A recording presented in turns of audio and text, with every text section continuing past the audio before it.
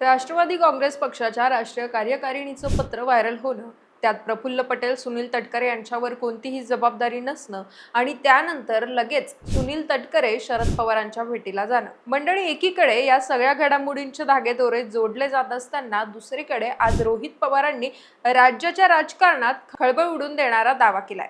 त्यांनी अगदी ठामपणे सांगितलंय की पटेल तटकरे या जोडीचं आधीच ठरलं असून पुढची निवडणूक ते भाजपमधून लढणार आहे. एवढंच नाही तर त्यासाठी पक्षातील 22 आमदारांना फोडून ते आपल्या सोबत नेणार आहेत.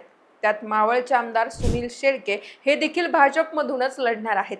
असं म्हणत रोहित पवारांनी अजित पवार गटातील कोणते नेते आपल्याकडे येऊ शकतात याबद्दल देखील सूचक वक्तव्य केलंय. रोहित पवार यांनी नेमकं काय सांगितलंय, राष्ट्रवादी पक्षात नेमकं काय घडतंय आणि काल रात्री राष्ट्रवादीच्या वरिष्ठ नेत्यांची पक्षांतर्गत वादावर बैठक झाल्याची जी चर्चा रंगली आहे त्यातून कोणती धक्कादायक माहिती समोर आली आहे तेच जाणून घेऊयात या व्हिडिओच्या माध्यमातून. नमस्कार, मी पूजा आणि आपण पाहतायत दे दणका. मंडळी, अजितदादांच्या निधनानंतर पक्षाची सगळी सूत्र सुनेत्रा पवारांच्या हातात आली. पण याच दरम्यान प्रफुल्ल पटेल आणि सुनील तटकरे हे दादांचा पक्ष आपल्या ताब्यात घेत असल्याचे गंभीर आरोप झाले.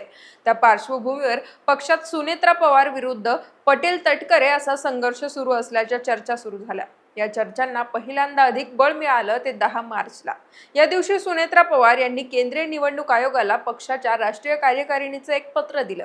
त्यात प्रफुल्ल पटेल आणि सुनील तटकरे यांच्या नावापुढे त्यांची पदच लिहिण्यात आलेली नव्हती. त्यामुळे पटेल यांना राष्ट्रीय कार्याध्यक्ष पदावरून तर तटकरे यांना सरचिटणीस पदावरून काढण्यात आल्याचं बोललं जाऊ लागलं. त्यावर नजर चुकीनं पद लिहायची राहिली असं स्पष्टीकरणच पक्षाने दिलं होतं. दरम्यान या घटनेला आता 2 महिने होऊन गेल्यानंतर याच मुद्द्यावरून राष्ट्रवादीतील अंतर्गत संघर्ष पुन्हा एकदा चव्हाट्यावर आला. यासाठी पार्थ पवारांची नाराजी देखील कारणीभूत ठरल्याचं सांगितलं जात आहे. तर पक्षाकडून विधान परिषदेवर कुणाला संधी द्यायची यावरून पार्थ पवार आणि पटेल तटकरे यांच्यात बिनसल्याच्या चर्चा आहेत. तसंच अलीकडे पार्थ पवार सुनेत्रा पवार यांच्या प्रत्येक दौऱ्यात सहभागी होत आहेत.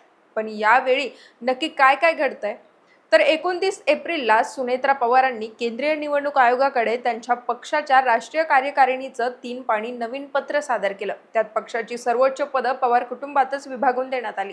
खासदार पार्थ पवार सरचिटणीस तर राष्ट्रीय सचिव म्हणून जय पवार यांच्या नावाचा उल्लेख आहे. इतरही नवीन चेहऱ्यांना संधी देण्यात आलेली आहे. पण व्हायरल झालेल्या पत्राच्या पहिल्या पानावर प्रफुल्ल पटेल आणि सुनील तटकरे यांच्या नावाचा साधा उल्लेखही नसल्यानं या गोष्टीची मोठी चर्चा झाली. पक्षाच्या कार्यकारिणीतून त्यांची हकालपट्टी झाल्याचं आता बोललं जात आहे. तर दुसरीकडे सुनेत्रा पवार यांनी 11 मेच्या मध्यरात्री ट्विट करत स्पष्टीकरण देताना सांगितलं की माध्यमांमध्ये प्रसारित होत असलेल्या राष्ट्रवादी काँग्रेसच्या पदाधिकाऱ्यांच्या यादीत एक तांत्रिक चूक असून ती लवकरच दुरुस्त केली जाईल. याशिवाय केंद्रीय निवडणूक आयोगाला पाठवलेल्या पत्रातील 3ऱ्या पानाचाही फोटो आता समोर आलाय. ज्यात प्रफुल्ल पटेल आणि सुनील तटकरे यांच्या नावाचा उल्लेख तर आहे, पण त्यांच्या जबाबदारीचा उल्लेख नाहीये. म्हणजेच त्यांच्याकडे कोणतंच पद देण्यात आलेलं नाहीये. आता या सगळ्या घडामोडींची चर्चा 12 मेला राजकीय वर्तुळात सुरू होती. तर दुसरीकडे सुनील तटकरे यांनी याच दिवशी सिल्वर ओकवर जाऊन शरद पवारांची भेट घेतली. दरम्यान या भेटीचे देखील अनेक अर्थ काढण्यात आले. परंतु आपण पवार साहेबांच्या प्रकृतीची विचारपूस करण्यासाठी गेलो होतो. गेल्या काही काळात त्यांची तब्येत ठीक नव्हती, त्यामुळे मी काही दिवसांपासून त्याच्या भेटीसाठी वेळ मागत होतो, पण आज वेळ मिळाला असं ट्विट करत तटकरेंनी चालू असलेल्या चर्चांवर पडदा टाकण्याचा प्रयत्न केला. पण होत असलेल्या चर्चा काही थांबल्या नाही. शरद पवार आणि तटकरे या दोघांमध्ये नक्की काय बोलणं झालं, तटकरे आणि पटेल वेगळा काही निर्णय घेत आहेत का, आणि 3 वर्षांनंतर नेमकं याच वेळी सुनील तटकरे सिल्वर ओक निवासस्थानी कसे गेले, असे वेगवेगळे प्रश्न अजूनही विचारले जातात. रोहित पवारांनी तर तटकरेंना सिल्वर ओकचा चहा आवडत असल्याचा टोलाही लगावला. दरम्यान दिवसा शरद पवारांची भेट घेतल्यानंतर रात्री राष्ट्रवादीच्या वरिष्ठ नेत्यांमध्ये महत्त्वाची बैठक झाल्याचं बोललं जात आहे. या बैठकीत प्रफुल्ल पटेल, सुनील तटकरे आणि पक्षातील पहिल्या फळीतील नेते उपस्थित असल्याचं सांगितलं जात आहे. तसंच या बैठकीत पार्थ पवार यांच्या कार्यपद्धतीचा विषय केंद्रस्थानी असल्याची माहिती समोर येते. त्यामुळे गेल्या काही दिवसांपासून राष्ट्रवादी पक्षांतर्गत जो अंतर्गत संघर्ष सुरू आहे त्याला बळ मिळत असल्याचं पाहायला मिळतंय. तर राष्ट्रवादीचे प्रवक्ते सूरज चव्हाण यांनी या संदर्भात बोलताना सांगितलं की बैठकीबाबतची अधिकृत माहिती मला नाहीये, पण आमच्या पक्षात सगळं काही सुरळीत चालू आहे.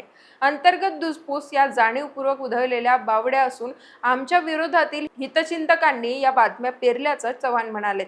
पण इतक्या मोठ्या घडामोडी होत असताना पक्षातील एकही आमदार ठामपणे बोलायला तयार नसल्याचंही बघायला मिळतंय. त्यामुळे राजकीय वर्तुळात कुठेतरी शंका उपस्थित होत आहेत. बरं, राष्ट्रवादी पक्षांतर्गत एवढ्या हालचाली घडत असताना आता त्यात आमदार रोहित पवारांनी उडी घेत खळबळ उडून दिली आहे. आज पुण्यात पत्रकारांशी संवाद साधताना रोहित पवारांनी सुनेत्रा पवार यांनी घेतलेल्या निर्णयाचं कौतुक केलं.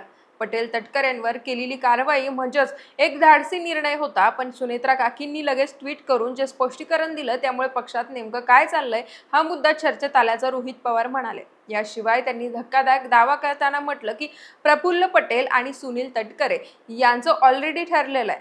त्यांचं 22 आमदारांचं ठरलंय. एकनाथ शिंदे यांच्याही काही आमदारांचं ठरलंय. ज्या गोष्टी ठरल्या आहेत त्याबद्दल मोघम बोलून चालणार नाही. जे आहे ते आहे. ते भाजपमधून लढणार आहेत एवढं नक्की आहे. फक्त प्रतिक्रिया जरा फास्ट झाली.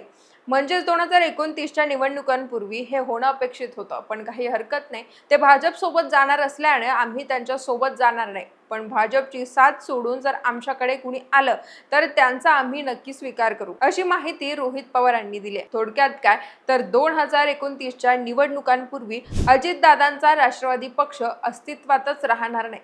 काही आमदार भाजप सोबत जातील तर काही शरद पवारांना जाऊन मिळतील असा अंदाज आता बांधला जातोय.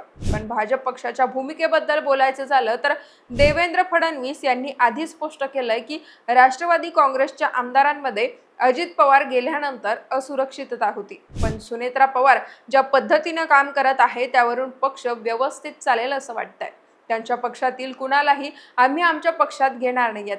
राष्ट्रवादीचे आमदार आम्ही फोडणार नाहीत. उलट त्यांच्या पक्षाला जी मदत लागेल ती आम्ही करू, असं देवेंद्र फडणवीस यांनी म्हटलं होतं. पण मंडळी, राजकारणात कधी काय घडेल हे सांगता येत नाही. आता कालचंच उदाहरण आहे.